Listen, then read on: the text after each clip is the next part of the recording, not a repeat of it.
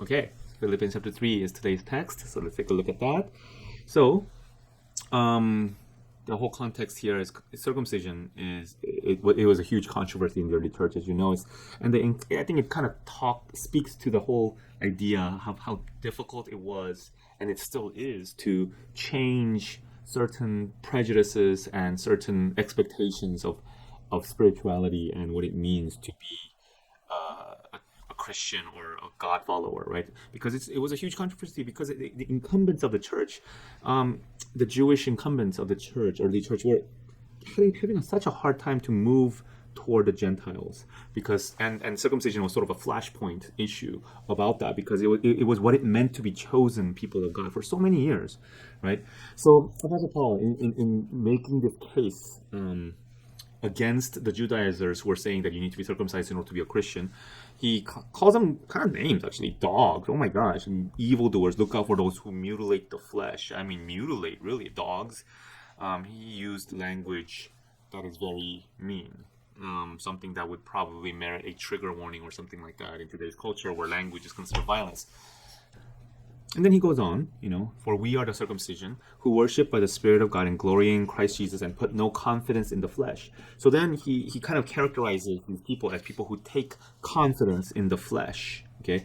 And it turns out to be quite literal, actually. Like, yeah, that he puts confidence in the very flesh.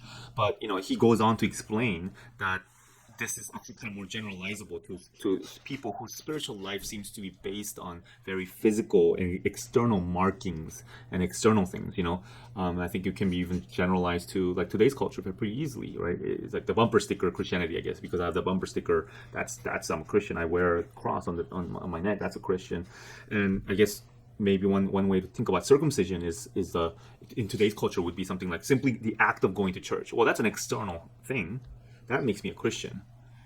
That seems really rudimentary and very simplistic way of thinking of the identity of a Christian. But what amazes me, continues to amaze me, is that this is still continues to be a very prevalent and stubborn view that continues on and on and on ever since I was an undergrad. Ever since I can remember, that was the view, and we had to sort of battle against that biblically.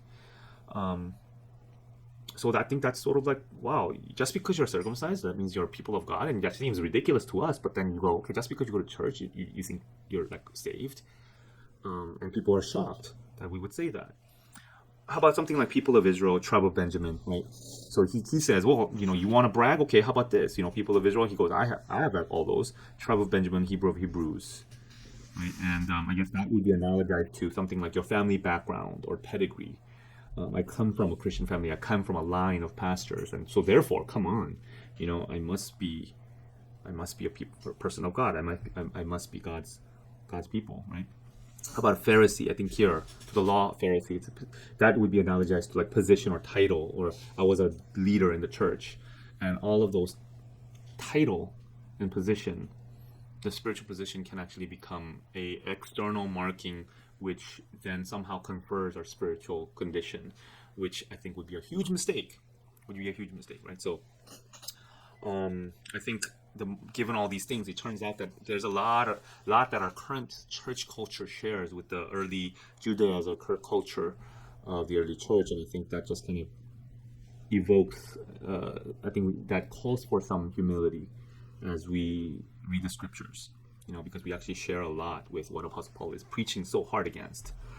There's an interesting note that I want to end with. As to zeal, a persecutor of the church, and as to righteous under the law blameless. So it's like a persecutor of the church, really. In other words, he saw his persecution of the church as a positive example of his zeal. It's sort of like, because remember, he's in the process of actually showing that, look, there's a lot of things that I could brag about too. And he's saying, I can also brag about my zeal in that I persecuted the church. Like, what? Well, I thought about this. Like, that's kind of seems an odd addition to this list. And what does that mean? It means that zeal, even if it's wrong-headed, it's better than nothing. Or zeal, even if it's wrong-headed, it might be better than indifference.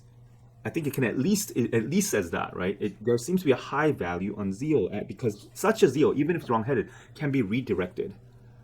So I think that's kind of an interesting thought to think about. Like, it's better than indifference or passivity or doing nothing. because there's nothing to redirect.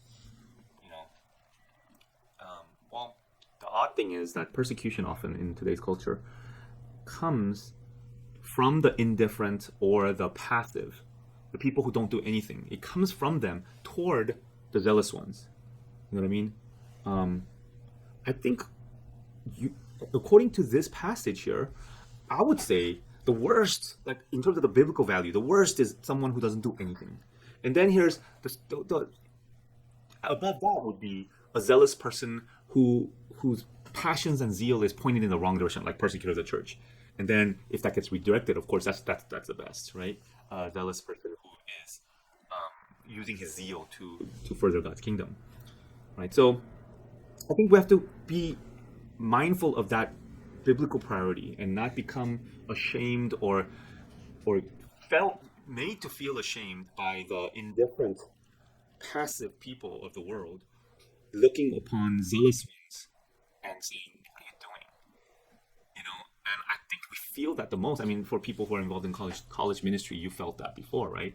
I don't know if we're going to be like doing major flyering in our context in San Jose, but you know, like when we flyer, what like when people reject that flyer by like giving us that look like I'm too busy for that, don't bother me, and we're made to feel like so ashamed, like gosh, what am I doing with my life, flyering for some barbecue or some new student welcome night or flyering for this. But you know what, like what are they like? What I do is when people do that, I don't know, maybe it's my argumentative nature, that's kind of a fault of mine, but I internally it's not, I don't feel like, oh, what am I doing? Internally I'm like, what are you doing with your life? Like, you're so busy avoiding this and looking at these flyering people with contempt. What do you do with your free time? Play games, probably go home, and you do the great important work of watching a movie. Yeah, so zeal, persecutor of the church, even wrong-headed zeal is better than indifferent passivity. I think that's one thing you can learn. Interesting thought. All right. Okay, that's it. All right, bye-bye.